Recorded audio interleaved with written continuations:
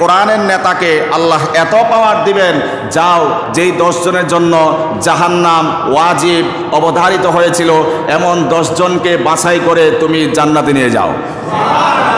তাহলে এদেরকে পাতি বলার কোনো সুযোগ আছে নাকি? এরা আসলেই নেতা, যারা ওখানে কাজে লাগবে এরা সত্যিকার অর্থেই নেতা। কিন্তু দুঃখজনক হলেও সত্য, এই জাতীয় নেতাদেরকে যারা আখেরাতের নেতা, আখেরাতের লিড দেয়, আখেরাতের দায়িত্ব নেয়, এই জাতীয় নেতাদেরকে অনেক জায়গাতে বিশেষ করে গ্রামগঞ্জে গোলামের জিঞ্জির পরিয়ে দেওয়া হয়েছে।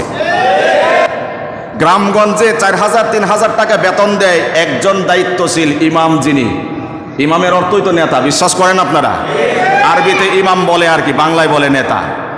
একজনের উপরে গোটা মসজিদের দায়িত্ব, তিনি নামাজ পড়াবেন, তিনি আজান দিবেন, তিনি মসজিদের লাইট সুইচ অন করবেন, অফ করবেন, মসজিদ ক্লিন করবেন।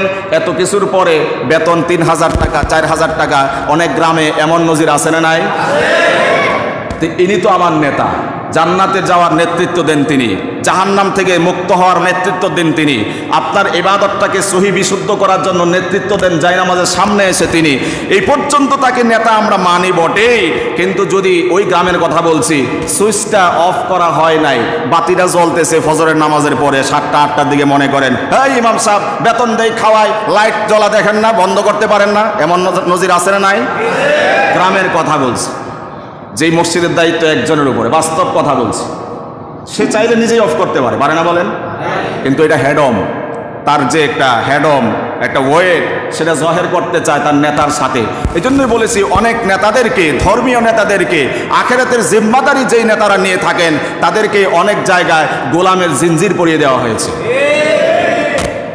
মসজিদটা একটু অপরিষ্কার থাকলে, ওই ইমাম সাহেব মসজিদে এখানে ময়লা দেখেন না, আরে ভাই তুমি ইমাম সাহেবের ধমক দাও, ইমাম সাহেবের নামাজ সহি হলে তো তোমার নামাজ সহি হবে, তুমি কেন ইমাম সাহেবকে ধমক দিতে যাও? সে তোমার নেতা, আখেরাতে যাওয়ার নেতা, জান্নাতে যাওয়ার নেতৃত্ব সে দেয়, জাহান্নাম থেকে মুক্ত রাখার জন্য সে তোমাকে লিড দেয়। সুতরাং তুমি যদি তার বিরুদ্ধে এইভাবে বিষোদ্গার করো, ইমাম সাহেবকে ধমক দিতে পারো, তোমার মতো বেয়াদব মুসল্লি পৃথিবীতে আর একটা হতে পারে না। কোন ধরনের শালীনতা আমাকে বোঝান? 4000 টাকা বেতন দিয়া, মসজিদের সমস্ত দায়িত্ব বোঝায় দিয়া, সারা সপ্তাহে টয়লেট নোংরা করে, পেশাবখানা নোংরা করে, এরপরে ধর্মীয় কাজ করে আর সমালোচনা করে ইমাম সাহেব পেশাবখানায় পানি ডালে না, এরপরে টয়লেট নোংরা থাকে, ওখানে আমরা যেতে পারি না, গন্ধ করে, ইমাম সাহেব ওগুলো পরিষ্কার করে না। নাউজুবিল্লাহ বলেন। একজন ইমামকে কোন পর্যায়ে নিয়ে গিয়েছি যদি একটু খারাপভাবে বলি, সুইপার, ঠিক না? যে ক্লিন করে, ক্লিনার, সুইপার, তার পদে নিয়ে গিয়েছে গ্রামের ইমামদেরকে আমরা।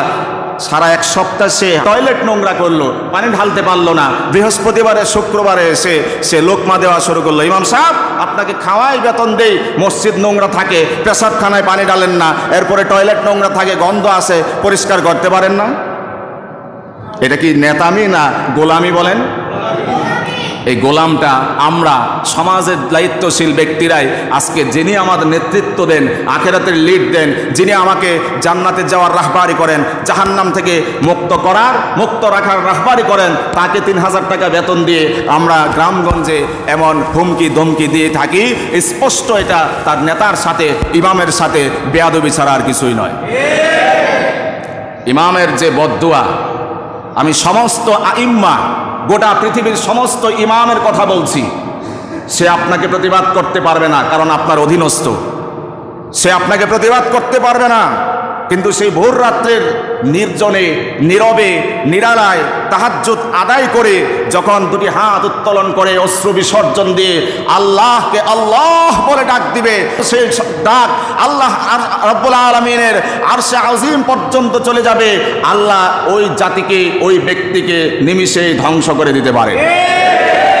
এই জন্য যার তার সাথে চোখ রাঙাতে হয় না, যার তার সাথে খারাপ আওয়াজ করতে হয় না, যার তার সাথে খারাপ ব্যবহার করতে হয় না। বুঝতে হবে আমি মারা যাওয়ার পরে মসজিদে এলানটা কে দিবে, আমি মারা যাওয়ার পরে জানাজাটা কে পড়াবে, আমি মারা যাওয়ার পরে কবরে গিয়ে কে আমার কবর জিয়ারতটা করবে, এই বিষয়টি বুঝতে হবে দুনিয়াতে জীবিত থাকতেই। এই জন্য সত্যিকার অর্থে নেতা চিনুন, শুধু শাব্দিক বা আক্ষরিক অর্থে নয়। ইমাম মানে নেতা, এটা শুধু তর্জমা জানলাম শুনলাম এমন নয়। সমস্ত ইমামকে, সমস্ত কোরআন সুন্নাহর ধারক বাহককে যতদিন জীবিত থাকবো হৃদয় উজাড় করে ভালোবাসবো, সম্মান করব, রেসপেক্ট করব, পারবো ইনশাআল্লাহ। আল্লাহ কবুল করুন, বলুন আমিন। আল্লাহ ইমামদের সাথে, নবী মুরসালিনদের সাথে আমাদের সবার হাসর নাসর করুন, বলুন আমিন।